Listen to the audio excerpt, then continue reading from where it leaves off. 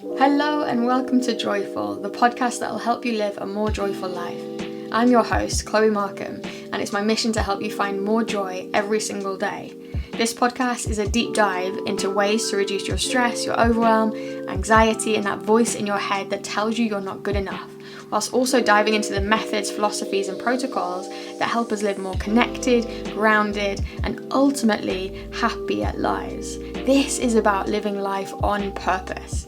Without any further ado, let's dive into today's episode. Hello, my friend. Welcome back to Joyful with me, Chloe. How are you doing? How are you? I am sending you a virtual hug through the airwaves. And maybe let's take that breath together before we dive in. Maybe find your feet on the ground. Maybe you're walking. Maybe you are in the car. So do this in the environment in which you are. Do it sensibly, but feel where you are, feel your seat, feel your toes, and take a big breath in. Hold it for a second, and then sigh out. And as you do it, let your shoulders go, your jaw relax, your forehead. Take another one.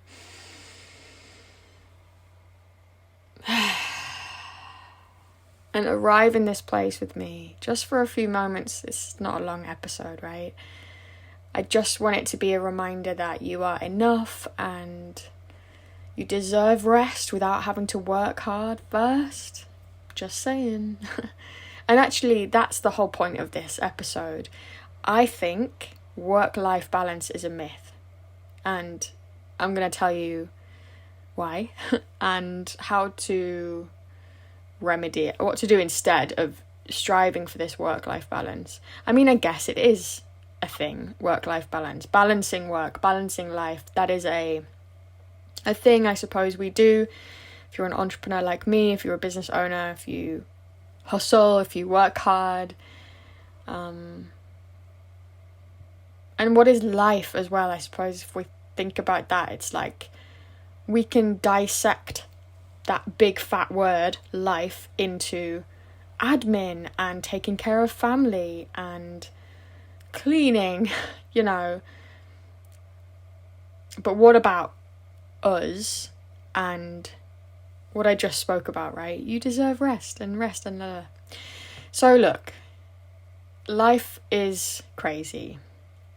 You're probably caught up in the whirlwind of trying to balance business, family, and some you time, all while keeping energy up, avoiding burnout, making sure your hair looks good, showing up on time, choosing a good outfit, not spilling food on yourself, right? Easy.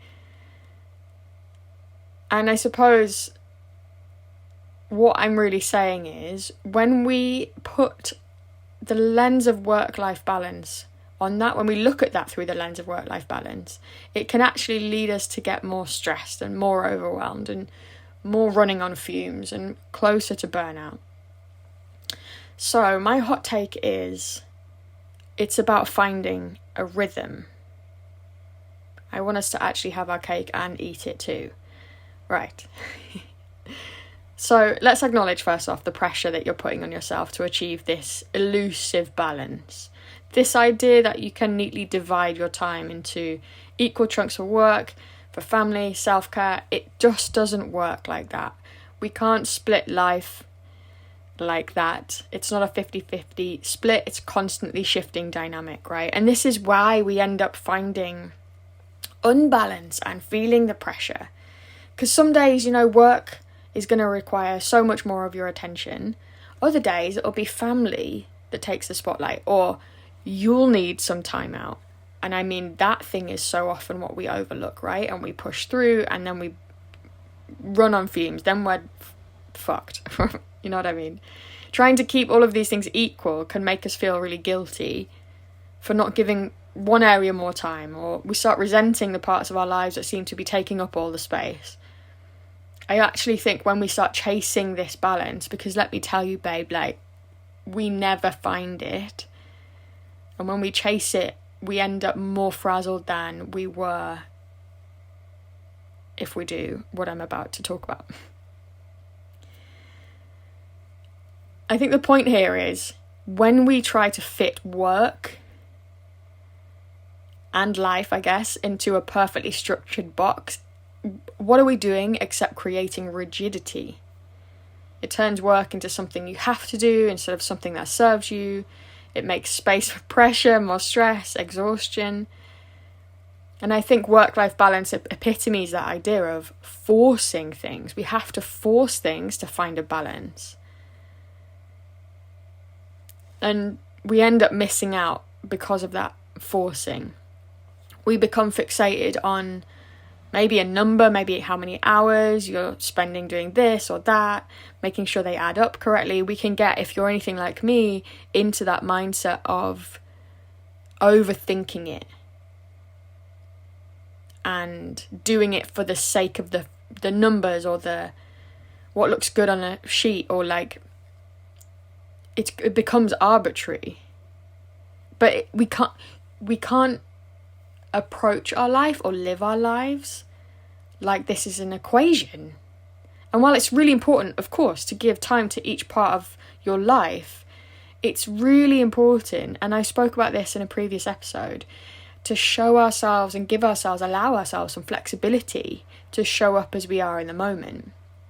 Trying to measure out equal portions of time is exhausting and absolutely unsustainable. The more you stress about finding this balance, the more you're inviting feelings of overwhelm and frustration. And I think it's this constant striving for perfection that's coming in here. And social media is a great advocate of that. You'll see me way less on Instagram these days. Please come follow me. Find me on Substack. I write daily on there, and I write weekly longer articles and deep dives. I've just shared some really wonderful things about yoga. And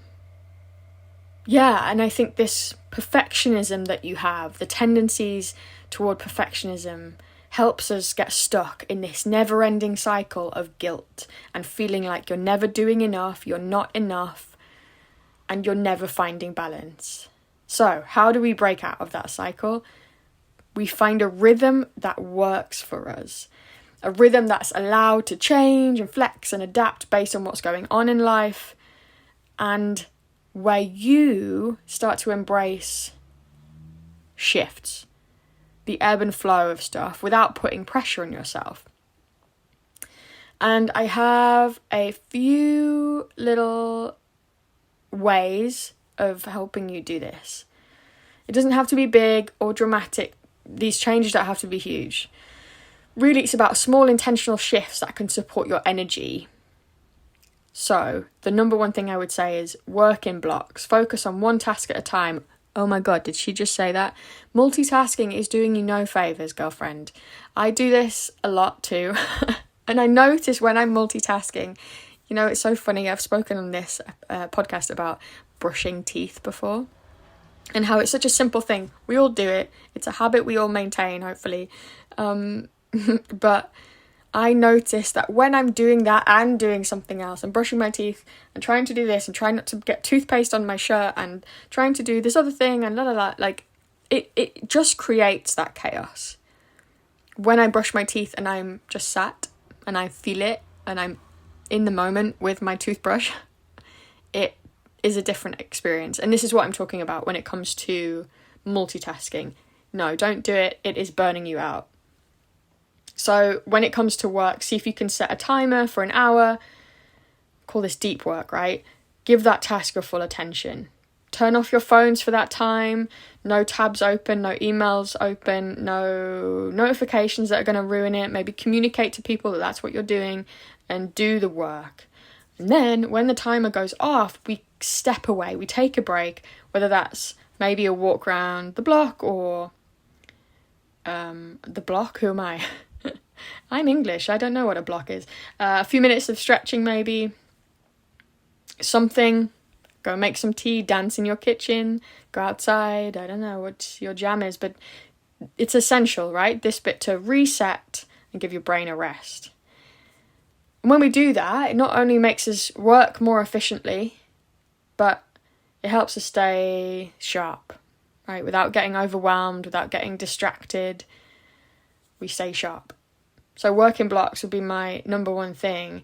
And then I would say to honour your energy.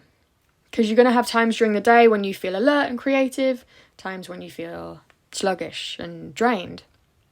So what I've started to do is really dive into my mornings. I'm a morning person. I can get stuff done in a morning that I can't even imagine starting on an evening. So I'm prioritizing that energy and that time for me. Schedule your routine tasks and your work, your meetings, whatever you can, in that time of your day when you are firing on all cylinders naturally. It'll be so much easier. You'll get more done, way less effort, and you won't burn out trying to force yourself through those low energy parts of your day. And in those low energy parts of your day, integrate breaks. And I think, again, I mentioned this a second ago in that working in blocks thing. I think we've been taught, right, to just power through. You work 9 to 5, you work that whole thing, you take 1.5 hour break. I mean, it's incredible. I've worked in retail in my life, and I have family members who work in that kind of environment, and it's mad. You're expected to be at work for like 8 hours and you get 20 minutes break. It's so incredible that we've built a society that thinks that's okay, that's all right.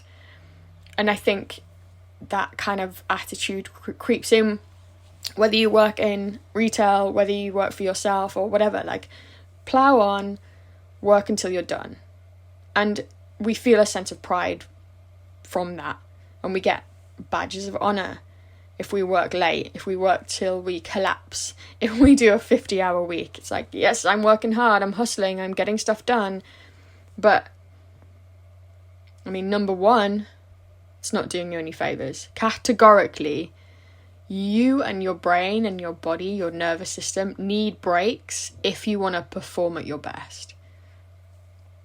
So what I'm talking about here is stepping away from your desk, getting some tea, do something that brings you joy, take a power nap. Yoga Nidra is your friend, my friend.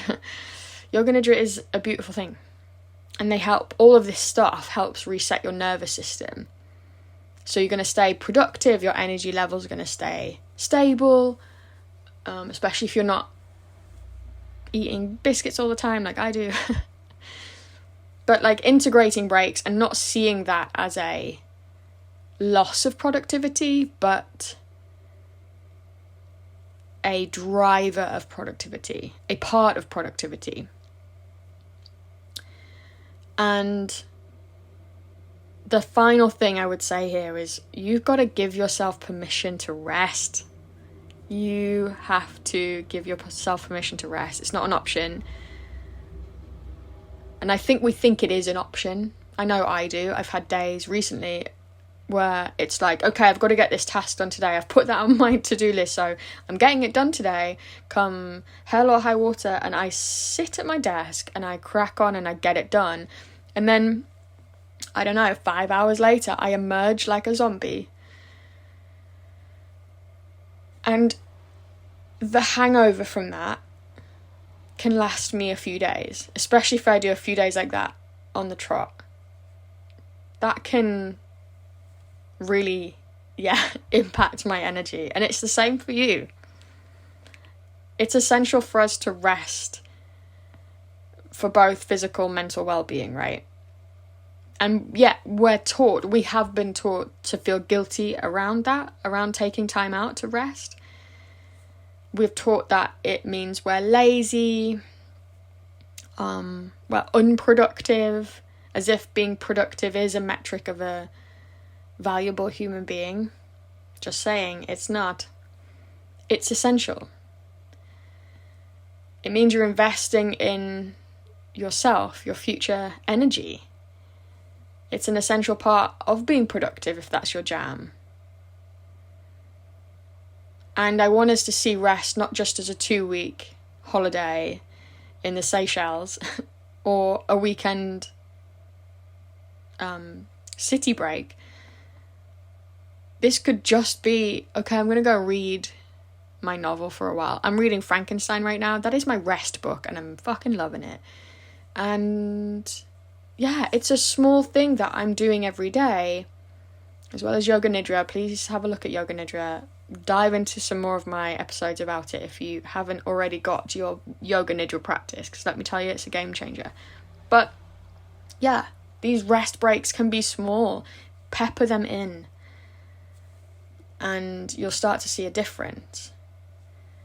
So basically that's it, right? Like, work-life balance, replace it with this rhythm. Work in blocks. Honour your energy in the times of day that work for you, and rest often. Integrate breaks.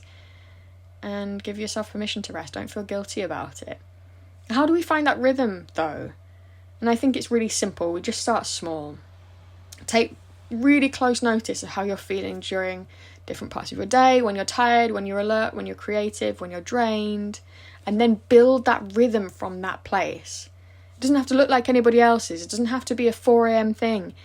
You can work till 2 a.m. You can work nights. You can, work it on your own schedule. And take autonomy in this. Trust yourself in this. It's about really what works for you based on your energy and your life demands and the way that you are made. And take your time with it. It's not going to be figure-outable all in one go. You're not going to have this fixed by this afternoon. And that's okay. The goal here, instead of forcing this cookie-cutter work-life balance thing, in my mind, the goal is to actually gradually get in tune with what our bodies and minds need to feel energized, to feel fulfilled, to feel balanced. And this is flexible, and that's inherent to this entire thing. It can change day to day, week to week, month to month. Life happens. It's okay to adapt. And I think the final note on that, and I've spoken about this so much in this podcast, in my Substack, in my membership, is interoception. And what I mean by that is learning to feel more. So a big question I take into my day is, what do I need right now? And that might be, I need to just stop scrolling and crack on, or I need a break. But I think the point of it, and interoception itself, is about learning that skill of feeling what's happening in your body and what you need at any given moment. Again, like this topic I'm talking about in this episode, I think we've been taught to soldier on and ignore stuff that's going on in our lives, ignore our bodies, and just get on with the task at hand, which leads us to nervous system burnout. For instance, a really great example of this, my mum has this, it drives me crazy on her phone when I'm with her, but she has an app that tells her when to drink water. Yet, we, collectively humans, are animals who would literally drop dead if we went more than, 3 days without water? Or is it less? 3 hours? No, it can't be 3 hours. Anyway, you know my point. We can't sustain ourselves for very long without water. And we have an innate mechanism in our bodies that tell us when we should drink, when we're thirsty. Yet we have blocked that so well that we now need an electronic device to tell us when to drink. What I'm saying is, come back home to that feeling of thirst and feeling of tiredness and exhaustion and sadness. Allow yourself to feel this stuff and ask yourself often, what do I need right now? If you want help with that, building the muscle of that, call it interoception, I have some great resources inside the Yoga Revolution and inside my Substack as well. And I love these places. Come and join me over in Substack, chloemarkham.substack.com. It would be a joy to converse with you over there, my friend. Anyway, I hope you've enjoyed my waffle today on work-life balance and how I think it sucks and how we should strive for a rhythm instead. I hope you're feeling good. Let your shoulders drop, give yourself a little wiggle, give yourself a internal high five if that's not too cringe for you. You're doing better than you think. And I will see you in the next episode. Loads of love. Thank you so much for listening, my friend. I hope you're feeling sparkly and inspired to live a more joyful life. Make sure to subscribe to the podcast, leave me a rating. These things are invaluable to me, and share it with people who need it. This is about inspiring more people to be more connected and lead happier and more joyful lives. Join my inner circle for more inspiration. Learn more at the website theyogarevolution.co.uk and chloemarkham.co.uk. I'll see you in the next episode.